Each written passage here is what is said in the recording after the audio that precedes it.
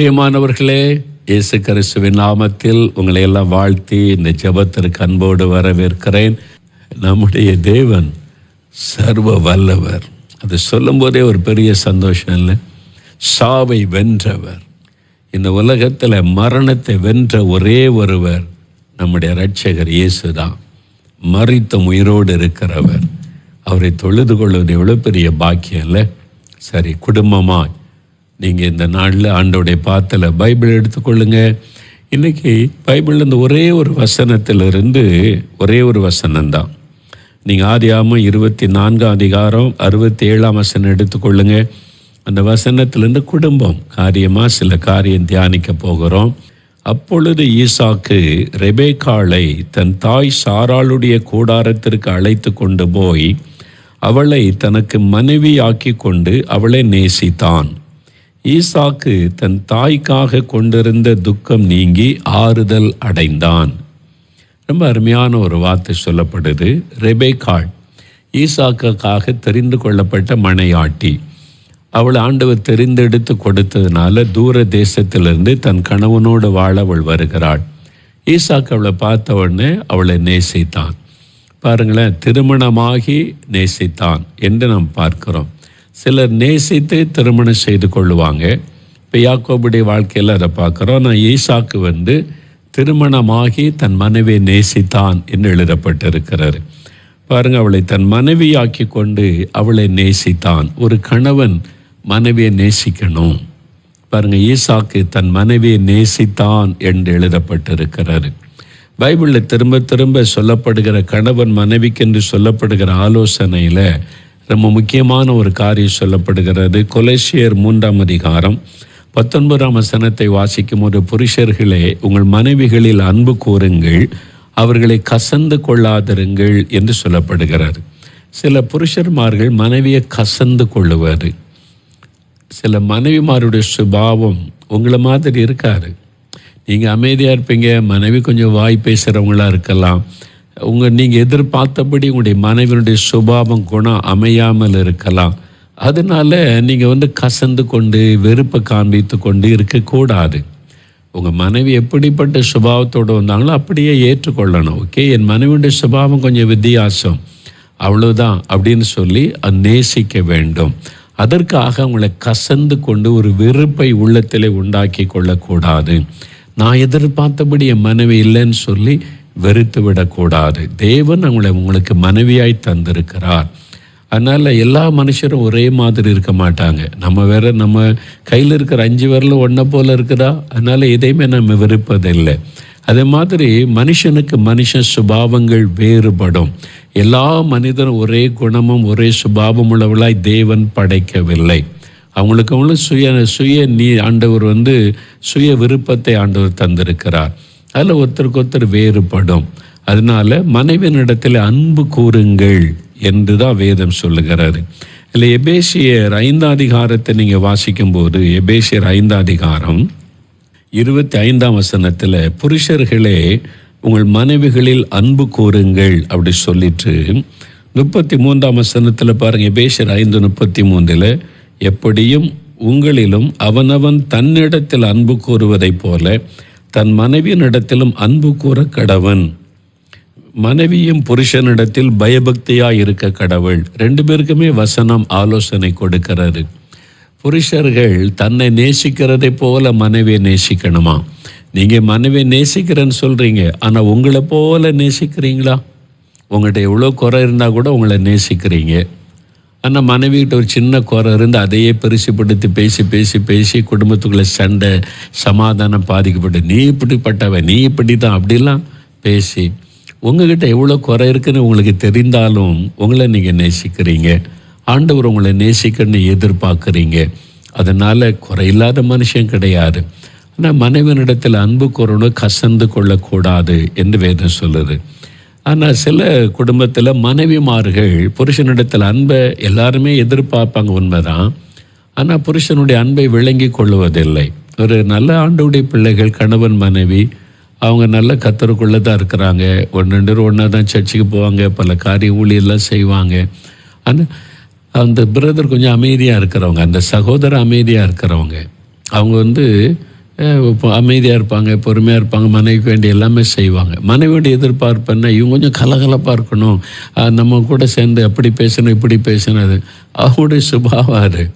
அதனால பாருங்கள், என்னை நேசிக்கலை, என் கணவர் என்னை நேசிக்கிறல, உணர்வை புரிந்து கொள்ளலை.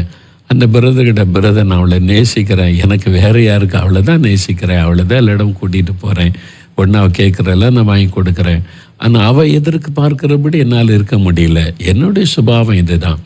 மனைவியும் அதை புரிந்து கொள்ளணும். உங்கள் கணவர் உங்களை நேசிக்கலைன்னு டக்குன்னு சொல்லிடக்கூடாது. சிலருக்கு அந்த அன்பை நீங்கள் எப்படி வெளிப்படுத்தணும்னு எதிர்பார்க்குறீங்களோ அதை மாதிரி வெளிப்படுத்த தெரியாது. சில கணவன்மாருக்கு நான் மனைவி மேலே இருக்கிற அன்பை எப்படி வெளிப்படுத்தணும்னு நீங்கள் எதிர்பார்க்குறீங்களோ அதே மாதிரி வெளிப்படுத்த தெரியாது. அதனால உங்களை நேசிக்கலைன்னு அர்த்தம் இல்லை. அவங்கள நேசிக்கிறாங்க, அன்பாக இருக்கிறவங்களுக்கு வேண்டியெல்லாம் வாங்கி கொடுக்குறாங்க. ஆனால் நீங்கள் எதிர்பார்க்கிறபடி அந்த அன்பை வெளிப்படுத்துகிற விதம் ஒவ்வொருத்தருக்கு வித்தியாசப்படும். சிலர் எங்கே போனாலும் ஏதாவது மனைவிக்கு வாங்கிட்டு வருவாங்க. சிலருக்கு அந்த பழக்கம் இருக்காது. அதனால ஒன்றுமே வாங்கிட்டு வரல, வெளியூர் போகிறாங்க ஒன்றுமே கொண்டு வரல அப்படின்றதுனால உங்கள் மேலே அன்பு இல்லைன்னு அர்த்தம் இல்லை. அவங்களுக்கு அந்த பழக்கம் இல்லை சின்ன வயசுல இருந்து. அப்போ ஆனால் புருஷர்கள் கொஞ்சம் காலத்தில் அதே விளைக்கணும். உங்களுடைய மனைவியினுடைய எதிர்பார்ப்பு என்ன, நீங்கள் என்ன செய்தால் அவங்க மேலே அன்பாக இருக்கிறீங்கன்றது அவங்க விளங்கி கொள்ளுவாங்க. அதை நீங்கள் செஞ்சுட்டாக்கி அவங்களுக்கு ஒரு பெரிய சந்தோஷம் வந்துடும். ஆனால் அநேக புருஷன்மார்களுக்கு அன்பை வெளிப்படுத்த தெரியாது, அவ்வளோதான். ஆனால் அவங்கள நேசிக்கிறாங்க, மனைவியும் அதை புரிந்து கொள்ளணும். ஆனால் அவங்களுடைய மனைவியினிடத்தில் நீங்கள் அன்பு கூறணும். அதான் ரொம்ப முக்கியமான ஒரு காரியம். ஆண்டவர் பாருங்க சொல்லுகிற மனைவியினிடத்தில் அன்பு கூறணும் என்பதாய் சொல்லப்படுகிறது. இங்கே ஈசாக்கு தன்னுடைய தாயினுடைய கூடாரத்திற்கு அவளை அழைத்து கொண்டு தாய் மேலே ஈசாக்கு ரொம்ப அன்பு வைத்திருந்தான். என்ன தாயும் அவனிடத்தில் அன்பு வைத்திருந்தாங்க. வயதான காலத்தில் பிறந்ததுனால மகன் மேலே அவளுக்கு ரொம்ப பிரியம். ஈசாக்கன் தன் தாயின் மேலே ரொம்ப அன்பாக இருந்தான். இப்போ தாயை நேசித்த அந்த அன்பு இப்போ மனைவிக்கு அந்த அன்பு அதனால தான் புருஷர்கள் விளங்கி கொள்ளணும். எல்லாருமே உங்களுடைய தாயை நேசிப்பீங்க, உங்களுடைய தாய் மேலே ஒரு பெரிய அன்பு பாசம் இருக்கும். ஆனால் மனைவி திருமணமாகி வந்தோடனே நிறைய பேர் அந்த தாய் அன்பை விட்டு விலகாமல் இருப்பாங்க. அதுக்காக தாயை வெறுத்தரணும் ஒதுக்கணும் என்பது அர்த்தம் அல்ல. இப்போது உங்களுடைய முதல் அன்புக்கு பாத்திரவான் உங்களுடைய மனைவி. அப்போ அந்த அன்பு அதிகமாக ஷிஃப்ட் ஆகும், மனைவி மேலே அதிக அன்பு. அதனால் தாயை நேசிக்காமல் இருப்பதில்லை. ஆனால் சில தாயார்மார் அதை புரிந்து கொள்ளுவதில்லை. அவள் வந்த உடனே என் பையன் மாறிட்டான், அவனை மாற்றிட்டா, மந்திரம் போட்டுட்டா, மாற்றிட்டா, இப்போ முன்னால் மாதிரி என்ன நேசிக்கிறதில்ல, என்கிட்ட காசு கொண்டு தர்றதில்லை, என்கிட்ட கேட்குறதில்ல. இப்போ அவங்க தனி குடும்பம்மா, நீங்கள் அதை விளங்கி கொள்ளணும். They are separate family. அவங்க 2 பேரும் தான் குடும்பம். அவங்களுக்கு தலைவர் இயேசு. அவங்க 2 பேரும் கன்சல்ட் பண்ணி செய்வாங்க. முன்னால் சம்பளம் வாங்கின உங்கள்கிட்ட கொடுப்பாங்க. இப்போ அவங்க ஃபேமிலி ஆயிட்டாங்கல்ல, அவங்க தான் அதை செலவு பண்ணுவாங்க. நீங்கள் அதை புரிந்து கொள்ளணும். உங்களுக்கு செய்ய வேண்டியதை அவங்க செய்வாங்க. அதனால் முன்னால் மாதிரி இப்போ மகன் இருக்கணும். இது என்ன இருந்தாலும் இது தொப்புள் கூடி உறவு தானே, தாய் மகன் உறவு, அது எப்படி போகும் அப்படின்னு சொல்கிறீங்களா? நிறைய பேர் அப்படி சொல்ல உடனே தொப்புள் கூடி உறவு அதெல்லாம் எப்படி மாறுங்கம்பாங்க. குழந்தை வயிற்றுக்குள்ளே இருக்க வரைக்கும் தான் தொப்புள் கூடி கனெக்ஷன். அப்போ குழந்தை உயிரோடு இருக்கும். குழந்தை பிறந்த உடனே முதலாவது என்ன செய்வாங்க சொல்லுங்கள்? தொப்புள் கொடியை கட் பண்ணிடுவாங்க. தாய்க்கும் அந்த குழந்தைக்கும் கனெக்ஷனை கட் பண்ணாதான் குழந்தை உயிரோடு இருக்கும். இல்லை இது தொப்புள் கொடி உறவு, என் தொப்புளை அறுக்காதுங்கன்னு நீங்கள் இருந்தீங்கன்னா உங்கள் உயிருக்கு ஆபத்து, குழந்தை உயிருக்கு ஆபத்து. முதல்ல தொப்புள் கொடியை கட் பண்ணிடுவாங்க. அப்போ தான் தாயும் பிழைச்சிருக்க முடியும், குழந்தையும் பிழைச்சிருக்க முடியும். அதான் உண்மை. திருமணமான உடனே இந்த உறவில் ஒரு கட்டு வரும், ஆண்டவர் கட் பண்ணுவார். அப்போ தான் நீங்களும் நல்லா இருப்பீங்க, உங்கள் மகன் வாழ்க்கையும் நல்லா இருக்கும். இல்லை எங்கள் உறவு, நாங்கள் தொப்புள் கொடி உறவு, நான் கனெக்ஷனை விட மாட்டேன்னு மகனை கண்ட்ரோல் பண்ணி இழுத்து வச்சிங்க, நீங்களும் பாதிக்கப்படுவீங்க, உன் பிள்ளைகளுடைய வாழ்க்கையும் பாதிக்கப்படும். நல்லா பெற்றோர் விளங்கி கொள்ளுங்க. அதனால் இங்கே பாருங்கள், தாய் இருந்த இடத்துல கொண்டு வந்து மனைவியை வைத்து மனைவியை நேசித்தான். பார்த்தீங்களா? அப்போ இப்போ தாய் ஸ்தானத்தில் வருவது மனைவி. இப்போ தாய் நீங்கள் இடையில உள்ள நுழைஞ்சிடக்கூடாது. நீங்கள் தூரத்தில் இருந்து அவங்களுக்காக ஜெபம் பண்ணுங்க. பிள்ளைகள் நல்லா இருக்கட்டும், ஆசீர்வாதமாக இருக்கட்டும், நல்லா இருங்க. நீங்கள் 2 பேரும் ஜெபம் பண்ணுங்க, முடிவெடுங்க, போங்க, வெளியில் போங்க, சந்தோஷமாக வாங்க.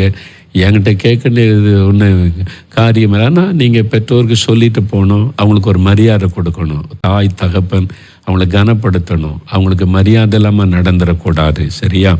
இப்போது நல்ல ஒரு குடும்ப சாட்சி பார்த்தீங்களா? ஈசாக்கு மனைவி நேசித்தார். ரெண்டாவது, இப்போ ரெபேக்காளை பாருங்கள். வசனம் என்ன சொல்லுதுன்னா, ஈசாக்கு தன் தாய்க்காக கொண்டிருந்த துக்கம் நீங்கி ஆறுதல் அடைந்தான். தாய் இறந்ததுனால ஈசாக்குள்ள ஒரு துக்கம். என் அம்மா தான் எல்லாமே தாயோடு வாழ்ந்துட்டவன். அவனுக்குள்ள ஒரு துக்கம் இருந்தது. இப்போது ரெபேக்காள் வந்த உடனே தாய்க்காக கொண்டிருந்த துக்கம் நீங்கி ஆறுதல் அடைந்தான். எப்படி அந்த ஆறுதல்? ரெபேக்காள் தாய் ஸ்தானத்துக்கு வந்துட்டா. அந்த ரெபேக்காள் மூலமாக ஈசாக்குக்கு ஒரு ஆறுதல். நீங்கள் சோர்ந்து போகிறங்க, நான் இருக்கல, அவங்களுக்கு அம்மா இருந்தாங்க, அவங்கள கவனிச்சிருக்கிறாங்க, அன்பாக வச்சுருந்துருக்கிறாங்க, நான் அவங்கள பார்த்ததில்லை. இப்போ நான் இருக்கிறவங்களுக்கு மனைவிக்கு மனைவியாக, தாய்க்கு தாயாக, தாய் ஸ்தானத்தில் நான் உங்களுக்கு ஆறுதலாக இருக்கிறேன். ரெபேக்காள் நிமித்தம் ஈசாக்குக்கு ஒரு ஆறுதல் வருகிறது. அப்போ ஒரு மனைவி என்பவள் புருஷன்கிட்ட எதிர்பார்த்து கொண்டே இருக்கக்கூடாது. நான் புருஷனுக்கு எப்படி ஆறுதலாக இருக்கலாம், நான் எப்படி புருஷனுக்கு உதவியாக இருக்கலாம்னு சிந்தை தான் மனைவிக்குள்ளே இருக்கணும். நிறைய மனைவிமார், இவர் என்னை புரிஞ்சிக்க மாட்டேங்கிறாரு, எனக்கு அதை செய்ய மாட்டேங்கிறாரு, இதை செய்ய மாட்டேங்கிறாரு, நான் இவரை நம்பித்தானே வந்தேன் அப்படின்னு பெண்கள் வாதாடுவாங்க. நீங்கள் நல்ல பைபிளை கவனிங்க. ஆதியாகமம் 2ஆம் அதிகாரத்தில் ஆண்டவர் மனைவியை பெண்களை சிருஷ்டிக்கும் போது என்ன சொன்னார்? ஆதாம் தனிமையாக இருப்பது நல்லதல்ல, அவனுக்கு ஒரு ஏற்ற துணையை உண்டாக்குன்னு ஏவாளை உண்டாக்கினார். அப்போது உங்களுக்காக புருஷன் உண்டாக்கப்படலை, புருஷனுக்காக உண்டாக்கப்பட்டவங்க தான் பெண்கள். ஏன்னா புருஷனுக்கு ஒரு ஆதரவாக இருக்கணும், ஆறுதலாக இருக்கணும், பாதுகாப்பாக இருக்கணும்னு தான் ஏவாளையை உண்டாக்குறார். உங்களுடைய சிருஷ்டிப்பின் நோக்கமே நீங்கள் தான் புருஷனுக்கு ஆறுதல், நீங்கள் தான் புருஷனுக்கு பாதுகாப்பு, நீங்கள் தான் புருஷனுக்கு சந்தோஷம், நீங்கள் தான் அவங்களுக்காக சிருஷ்டிக்கப்பட்டவங்க. நீங்கள் தலைகளாக யோசிக்கிறீங்க, நான் அவரை நம்பித்தான் வந்த. நீங்கள் அவருக்காக தேவன் உருவாக்கினான்னு நீங்கள் விசுவாசித்து அவருக்கு ஆறுதலாக இருங்க. உங்கள் வாழ்க்கை ஆசீர்வாதமாக இருக்கும். உங்கள் கணவரிடத்தில் கிடைக்கக்கூடிய அன்பு கிடைக்கும், அரவணைப்பு கிடைக்கும், ஆசீர்வாதம் கிடைக்கும். நீங்கள் அதை புரிஞ்சிக்காமல் எனக்கு மனைவின்ற ஒரு இது இல்லை, எனக்கு அப்படி இல்லை இப்படி இல்லைன்னு நீங்கள் உங்களை மட்டும் நினச்சி கொண்டு இருந்தீங்கன்னா, என்னை பற்றி அவர் சிந்திக்க மாட்டேங்கிறாரு, என்னை பற்றி யோசிக்க மாட்டேங்க மட்டும் நீங்கள் பேசி கொண்டு இருந்தால் நீங்கள் அன்பை இழந்து போவீங்க. உங்களை குறித்து தேவ திட்டம் என்ன? ஈசாக்கு கிட்ட ஏன் ரெபேக்காளை கொண்டு வருகிறார்? அவன் வாலிப வயசுல தாயை இழந்துட்டான், அவனுக்குள்ள ஒரு காயம் இருக்கிறது. ஆனால் இந்த ரெபேக்காள் இவனுக்கு ஒரு ஆறுதல் ஆசீர்வாதமாக இருக்கணும், அதுக்கு தான் கர்த்தர் ரெபேக்காளை கொண்டு வருகிறார். அதனால தான் மனைவியை கண்டடைகிறவன் நன்மையை கண்டடைகிறான்னு பைபிளில் இருக்குது. மனைவி தான் புருஷனுக்கு நன்மையை கொண்டு வருகிற. உங்களுடைய பொறுப்பு ரொம்ப விசேஷம், முக்கியமானது. தேவன் உங்களை சிருஷ்டித்த நோக்கமே ஸ்பெஷலானது என்பதை பெண்கள் விளங்கி கொள்ளணும். அதனால் அவருக்காகத்தான் என்ன கர்த்தர் கொண்டு வந்திருக்கிறார். நான் தான் அவருக்கு ஆசீர்வாதமாக இருக்கணும், நான் தான் அவருக்கு ஆறுதலாக இருக்கணும், நான் தான் அவருக்கு உதவியாக இருக்கணும்னு பெண்கள் நினச்சிட்டாலே அந்த குடும்பத்தில் ஆசீர்வாதம் வந்துடும். ரெபேக்காள் இந்த பக்கம் தாயாக மாறிவிட்டாள், ஒரு பக்கம் மனைவி, இன்னொரு பக்கம் தாய். அதனால ஈசாக்குக்கு ஒரு பெரிய ஆறுதல், சந்தோஷம். இன்றைக்கி நிறைய ஆண்கள் வேலை முடிச்சுட்டு வீட்டுக்கு போகவே விருப்பம் இல்லை.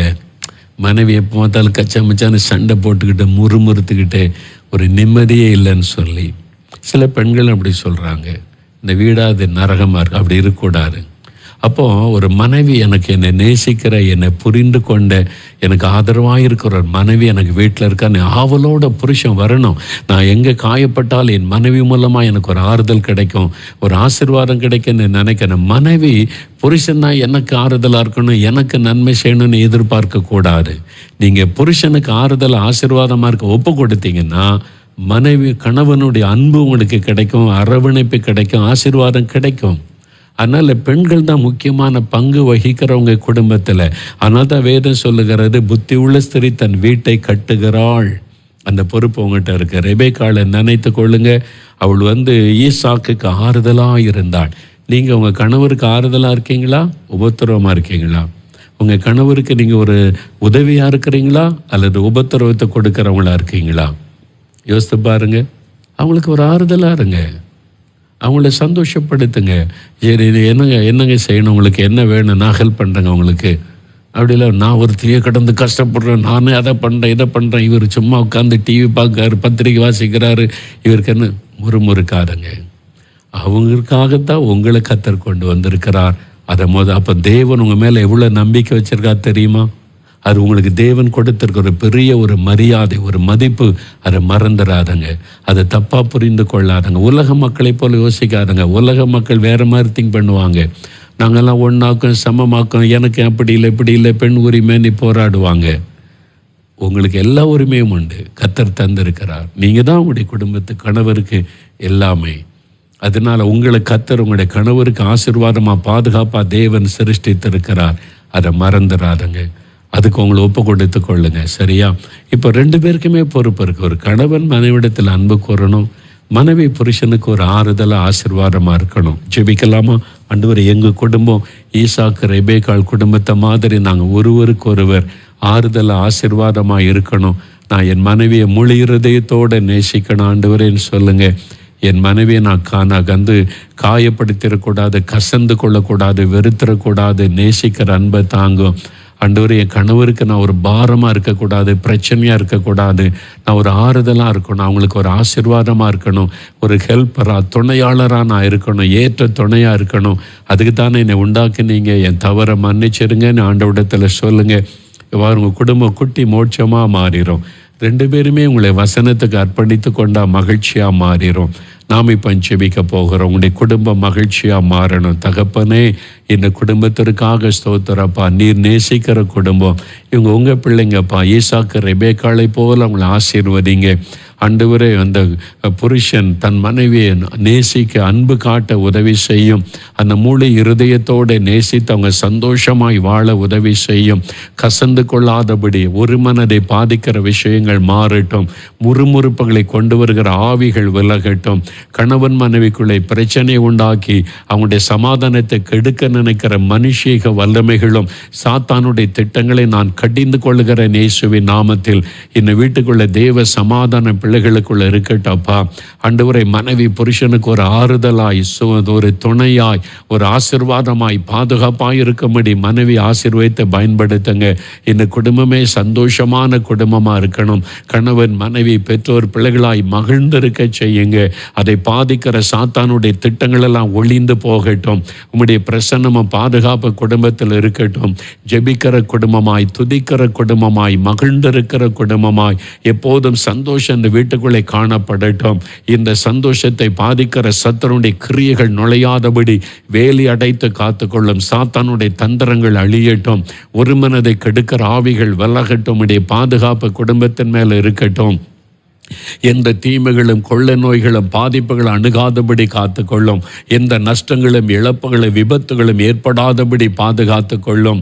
தகப்பனை, குழந்தைகளை ஆசீர்வதி. குழந்தை இல்லாத குடும்பத்தில் குழந்தை செல்வத்தை அருளி ஆசீர்வதித்து மகிழ பண்ணும்.